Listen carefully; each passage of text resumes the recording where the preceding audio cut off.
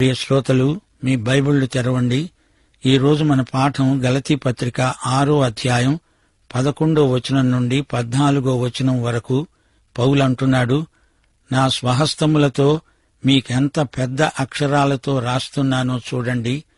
శరీర విషయమందు చక్కగా అగపడగోరేవారెవరో వారు తాము క్రీస్తు యొక్క శిలువ విషయమై హింస పొందకుండా ఉండడానికి మాత్రమే సున్నతి పొందాలని మిమ్మల్ని బలవంతం చేస్తున్నారు. అయితే వారు సున్నతి పొందిన వారైనా ధర్మశాస్త్రమును ఆచరించరు. తాము మీ శరీర విషయమందు అతిశయించే నిమిత్తము మీరు సున్నతి పొందాలని కోరుతున్నారు. అయితే మన ప్రభువైన యేసుక్రీస్తు శిలువయందు తప్ప మరి దేనియందు అతిశయించడము నాకు దూరమగునుగాక. దానివలన నాకు లోకము, లోకానికి నేను శిలువ వేయబడి ఉన్నాము. ప్రియ శ్రోతలు, పౌలు ఈ పత్రిక ముగింపులో ఏమంటున్నాడో విన్నారా? తాను స్వహస్తంతో ఈ ఉత్తరం రాశాడు. పెద్ద అక్షరాలతో రాశాడు. ఈ యూదామతవాదులు మీరు సున్నతి పొందాలని బలవంతం చేస్తున్నారు. వారిదంతా మానవ దృక్పథంలో ప్రదర్శన కోసం చేస్తున్నారు. అసలు వారి ఆంతర్యం ఏమిటంటే క్రీస్తు శిలువ వల్ల కలిగే హింసలను తప్పించుకోవాలని. మీరు సున్నతి పొందాలి అని చెబుతున్నారే, వీరు ధర్మశాస్త్రాన్ని ఆచరించరు. మీరు మతాచారాలను ఎలా పాటిస్తారో చూచి అతిశయిస్తారు. అది కేవలము శారీరకమైన డంబాచారం మాత్రమే. యేసు శిలువే నాకు అతిశయం. మరే విషయంలోనూ నేను అతిశయించను. అలాంటిది జరగదు. యేసు శిలువ మహాశక్తి. నేను లోకానికి, లోకం నాకు శిలువ వేయబడినట్లే. శ్రోతలు వింటున్నారా? అబ్రాహాము దేవుణ్ణి నమ్మాడు. దేవునితో కనాను భూమి యందు సంచరించాడు. ఆ కాలంలో కనానీయులు దుర్మార్గులు, వేషధారులు. వారు ఆ దేశాన్ని ఆక్రమించుకొని ఉన్నారు. అబ్రహాముకు ఇస్సాకు అనే కొడుకు పుట్టాడు. ఇస్సాకు పెరిగి పెద్దవాడయ్యాడు. అబ్రహాము అతణ్ణి మోరియా కొండమీదికి తీసుకువెళ్లాడు. దేవుని ఆజ్ఞను అబ్రహాము విధేయుడై పాటించాడు. తన కుమారుణ్ణి బలి ఇవ్వడానికి సిద్ధమయ్యాడు. అయితే ఇస్సాకును వధించకుండా దేవుడు అబ్రహామును వారించాడు. అబ్రహాము ఆధ్యాత్మిక బీజం నాటాడు. నిత్యజీవమనే పంట కోశాడు. యొకెబెదు ఎవరు? ఈమె మోషే తల్లి. ఆ రోజుల్లో చాలా భయంకరమైన పరిస్థితులున్నాయి. మోషే బాలుడి ప్రాణాలను కాపాడడానికి ఆమె ఒక పథకం రూపొందించింది. మోషేను ఫరో కుమార్తె పెంచుకున్నది. దేవుని మార్మికమైన ఏర్పాటు ప్రకారం యొకెబెదే శిశువుకు దాదిగా పాలిచ్చింది. చిన్నప్పటి నుండి యొకెబెదు మోషేకు దేవుణ్ణి గురించి చెప్పింది. పాలివ్వడమే కాదు, తమ దేవుణ్ణి గురించిన జ్ఞానం కూడా ఇచ్చింది. అబ్రహాము పిలుపును గురించి చెప్పింది. ఇశ్రాయేలు జాతి పట్ల దేవుని చిత్తమేదో అతనికి నేర్పింది. మోషే రాజసౌధంలో ఈజిప్టు సంస్కృతి సభ్యతల్లో ఎదిగాడు. యోకెబెదు మోషే తల్లి. ఈజిప్టు తనకు, తన జాతికి వ్యతిరేకం. ఈజిప్టు సంస్కృతి కేవలం సుఖభోగపరాయణత్వం. ఈజిప్టు వారి మతం, వారి వేదాంతం అంతా దేవునికి, దేవుని ప్రజలకు కేవలం విరుద్ధం, వ్యతిరేకం, అనాధ్యాత్మికం. అది విగ్రహారాధన. వస్తువులను పూజిస్తారు. మనుష్యులను వస్తువుల్లాగా వాడుకుంటారు. వారి సభ్యతలో ప్రేమకు చోటు లేదు. మోషే యువదశలో అతని జీవితం గొప్ప మలుపు తిరిగింది. మోషే ఏం చేశాడు? ఈజిప్టు పాపభోగాలకు వీడుకోలు చెప్పాడు. దేవుని ప్రజలతో తనను తాను సంయుక్తపరుచుకున్నాడు. యొకెబెదు ఏమి విత్తిందో అదే పంట కోసింది. ఇక దావీదు జీవితాన్ని పరిశీలించండి. దావీదు ఘోర పాపం చేశాడు. దావీదు క్రూరుడు, పాపి అని లోకం అపార్థం చేసుకోవచ్చు. కాని అతడు పాపాన్ని ప్రేమించినవాడు కాడు. అతడు దేవుణ్ణి ప్రేమించిన వ్యక్తి. దేవుని హృదయానుసారి దావీదు. తెల్లటి తెరమీద నల్లటి సిరామరక అయింది అనుకోండి, అది ఎంతో దూరానికి కనిపిస్తుంది. అయితే నల్లటి తెరమీద నల్ల సిరామరక అసలు కనిపించనే కనిపించదు. దావీదుకు ముందు, దావీదు తరువాత ఎందరో రాజులు వచ్చారు. వారు చెడ్డరాజులు. దావీదు చేసిన పాపం కంటే ఇంకా ఘోరమైన పాపాలే చేశారు. గాని అవి కనపడవు. దావీదు చేసిన పాపం మటుకు అతి పెద్దదిగా కనపడింది. అదీ సంగతి. దావీదుకు దేవుడంటే భయం ఉంది. దేవుని హృదయం దావీదు ప్రవర్తనకు చలనహేతువు.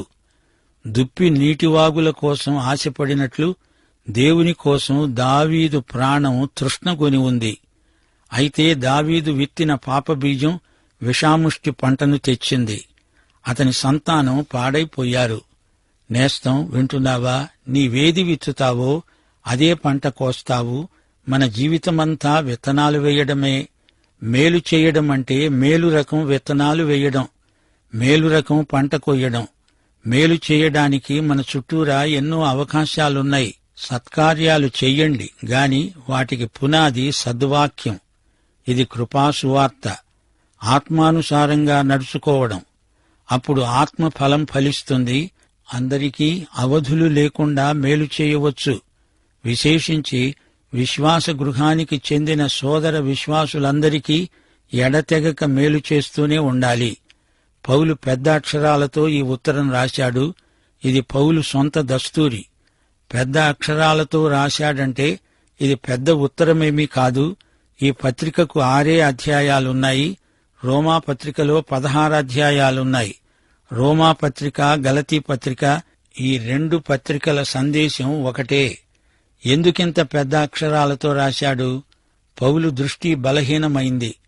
2 కొరింథీ 12 అధ్యాయం 7వ వచనం, శరీరంలో ముల్లు, అదే కంటి జబ్బు, నేత్ర బలహీనత. గలతీ పత్రిక 4వ అధ్యాయం 15వ వచనంలో పౌలన్నాడు, శక్యమైతే మీ కన్నులు ఊడబీకి నాకిచ్చివేసి ఉండేవారని మీ పక్షమున సాక్ష్యం పలుకుతున్నాను. అవును, పౌలుకు కంటి చూపు అవరోధమున్నది. దమస్కు మార్గంలో పరలోకపు వెలుగు అతణ్ణి కొట్టినప్పుడు ఈ ప్రమాదం కలిగి ఉండవచ్చు. పౌలు రోమీయులకు పత్రిక రాసినప్పుడు ఆ ఉత్తరం తాను చెబుతూ ఉంటే కార్యదర్శి రాశాడు. ఉక్త లేఖనం. ఉత్తరం ముగింపునకు వచ్చినప్పుడు కార్యదర్శితో పౌలు అనేవాడు, నీవేమైనా అభినందనలు చెప్పదలుచుకుంటే రాసుకో. అందుకే రోమా పత్రిక 16వ అధ్యాయం 22వ వచనంలో కార్యదర్శి 4 మాటలు రాశాడు. ఈ పత్రిక రాసిన తెర్తియు అనే నేను ప్రభువునందు మీకు వందనాలు చెప్తున్నాను.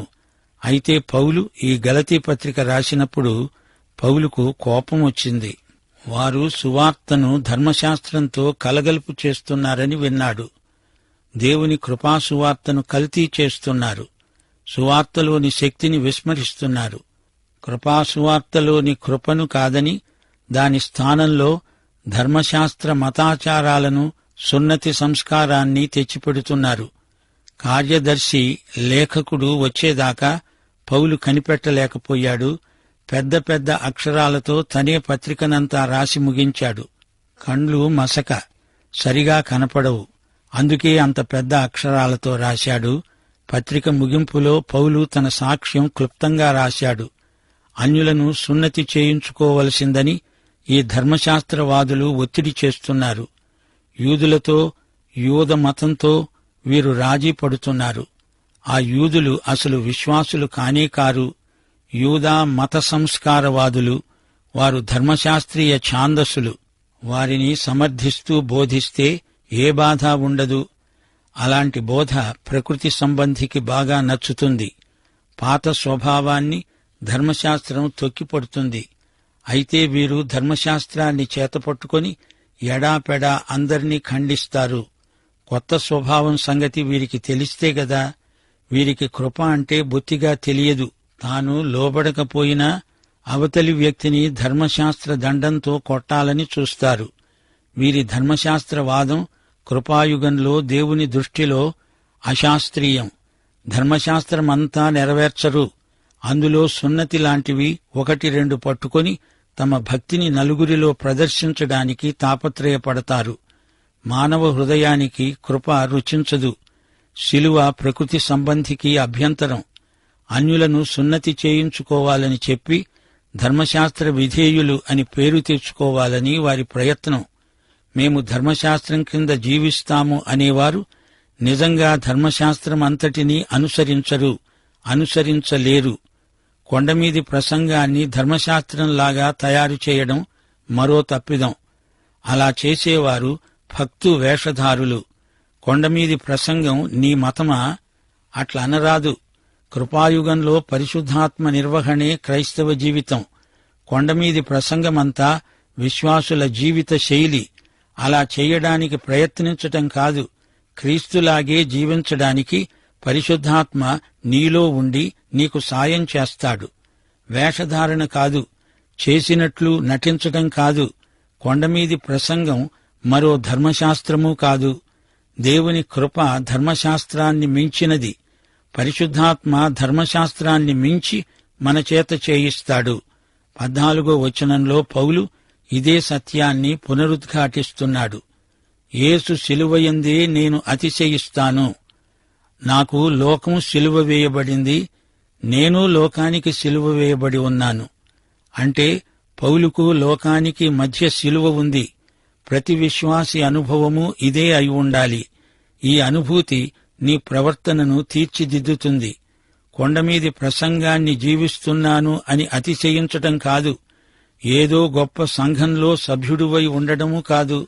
ఇవన్నీ నీకు అతిశయ కారణాలు కానే కావు. నీవు గొప్ప బోధకుడివా, కాపరివా, సువార్తికుడివా? వీటిలో అతిశయించటం కాదు.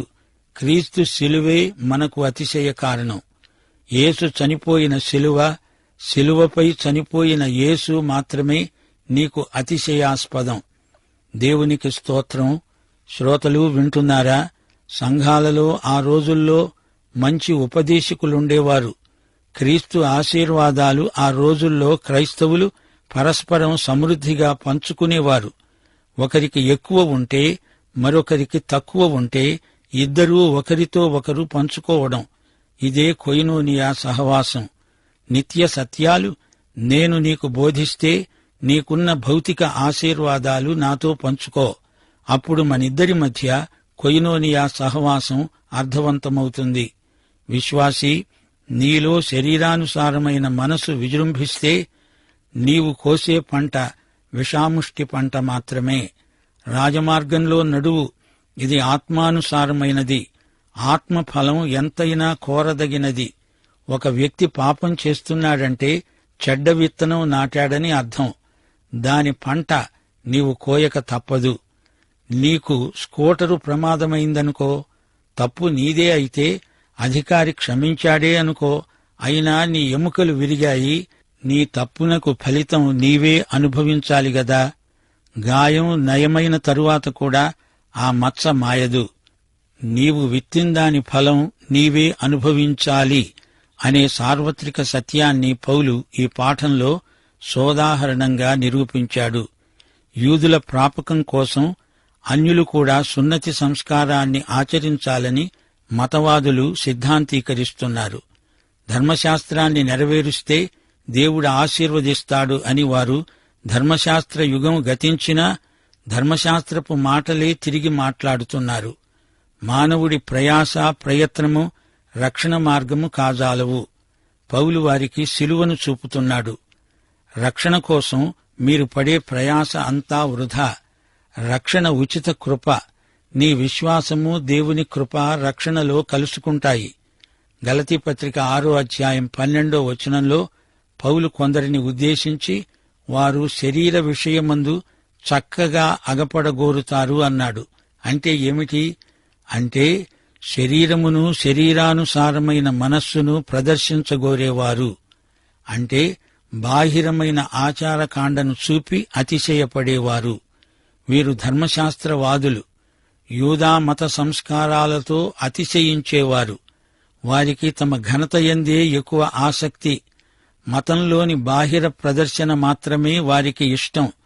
వీరిని సున్నతి సంస్కారానికి ఒప్పిస్తే తాము గెలిచినట్లే. అదే వారి అతిశయం. వీరు అబద్ధ బోధకులు. ఈ విధంగా వీరెందుకు ప్రవర్తిస్తున్నారు? యూదులకు భయపడి వారి ప్రాపకం కోసం వీరు ఈ దొంగాటకం ఆడుతున్నారు. వారి దురుద్దేశ్యాలను పౌలు ఎండగడుతున్నాడు. స్వాతంత్ర్యాన్ని శారీరక క్రియలకు హేతువు చేసుకుంటున్నారు అని గద్దిస్తున్నాడు. మానవ కృషి, మతాచార కాండ రక్షణ మార్గం కాజాలవు. ఇదే పౌలు ప్రబోధం. ఈ రోజున కూడా సంఘాలలో ఆధ్యాత్మిక అనుభూతిని శారీరక హావభావాలకు పరిమితం చేసి కృత్రిమ తృప్తిని కల్పించుకునేవారు లేకపోలేదు. ఆత్మ, సత్యము ఈ రెండిటికి శారీరక అభినయం ప్రత్యామ్నాయం కాదు. ఆరాధన అంటే దేవుని స్వభావాన్ని పంచుకోవడం. ఇందులోనే ఆత్మకు తృప్తి. క్రీస్తు శిలువ వల్ల కలిగే అభ్యంతరాన్ని తప్పించుకునే ప్రయత్నం చేయకండి. మతవాదులతో రాజీ పడకండి.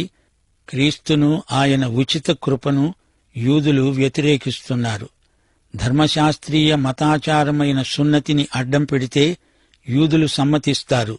అందుకే ఈ యూద మతవాదులు అన్యులకు సున్నతి అవసరమని బలవంతం చేస్తున్నారు. పౌలు వారి చేష్టలను గర్హించాడు.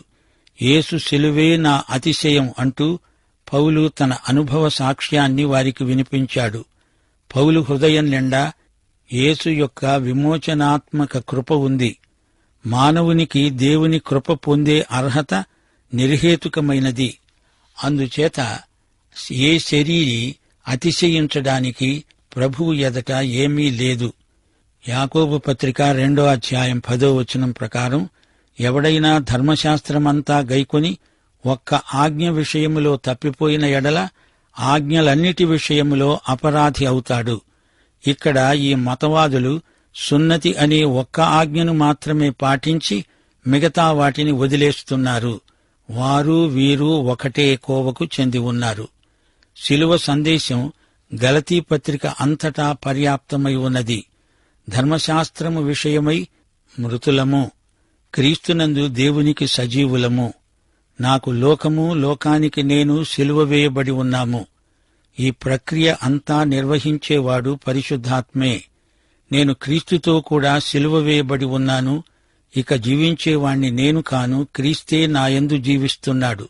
ఇది కూడా పరిశుద్ధాత్మ నిర్వహణే. క్రీస్తు సంబంధులు శరీరమును దాని ఇచ్ఛలతో, దురాశలతో సిలువ వేసి ఉన్నారు. ఆత్మకార్యమే ఇది. సిలువ వేయబడిన క్రీస్తుతో మనలను మనం సంయుక్తపరుచుకొని చూసుకుంటే అన్నీ మనకు కొత్తవిగా కనిపిస్తాయి. ఇప్పుడు మనము స్వేచ్ఛగా దేవుని కోసమై జీవించడానికి ధర్మశాస్త్రము నుండి విడుదల పొంది ఉన్నాము. ప్రియ శ్రోతలు, ఈ పాఠంలో మరచిపోకూడని సత్యాలున్నాయి. దొంగ బోధకులు పేరు ప్రఖ్యాతుల కోసమై పాకులాడతారు. శరీరానుసారులు హింసలు తప్పించుకునేందుకు మతంతో రాజీ పడతారు. తమను వెంబడించే వారి సంఖ్యాబలం వీరికి ముఖ్యం. క్రీస్తు శిలువ లోకాన్ని మన కోసం, మనల్ను లోకం కోసం శిలువ వేస్తుంది. గమనించండి, అతిశయం మనకు తగిందేనా? రక్షణ విషయంలో అంతా ప్రభువే చేశాడు. మనము అతిశయపడడానికి ఆస్కారమే లేదు. పాప సమస్యను పరిష్కరించడానికి యేసుక్రీస్తు మానవుడి సాయం కోరలేదు. విశ్వాసి అతిశయించగోరితే క్రీస్తును బట్టి అతిశయించాలి. క్రీస్తు మాత్రమే మన స్తుతి ప్రశంసలకు పాత్రుడు. యేసు నామమందే మనము అతిశయించాలి. రక్షణకు కావలసింది నీ విశ్వాసం, మతాచారం కాదు. అది ఏదైనా కావచ్చు. రక్షణకు వాటితో నిమిత్తం లేదు. యూదులు యేసును అంగీకరించి యేసును తమ మతానికి అదనంగా చేర్చారు. దేవుని దగ్గరికి క్రీస్తు ద్వారా ఎవరైనా రావచ్చు. ధర్మశాస్త్రం యేసు దగ్గరికి ముఖద్వారమేమీ కాదు. శరీరానుసారులైన మతబోధకులు కోరేదేమిటి? పేరు ప్రఖ్యాతులు. తమ అహమును పోషించుకుంటారు. సంఖ్యాబలం మీద ఆధారపడతారు. వీరికి కీర్తి కండూతి ఎక్కువ. తమ పదవిని జాగ్రత్తగా కాపాడుకుంటారు. అవకాశాల కోసం ఎదురుచూస్తారు. ఎంతో కృషి చేస్తారు.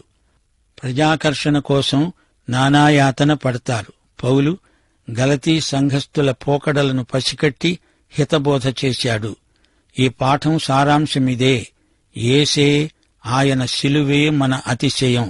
శ్రోత, నీవు రక్షించబడ్డావా? క్రీస్తు శిలువయందు అతిశయిస్తున్నావా? అయితే ఈ పాఠం, ఈ సందేశం నీకోసమే. దైవాశీస్సులు. ఆమేన్.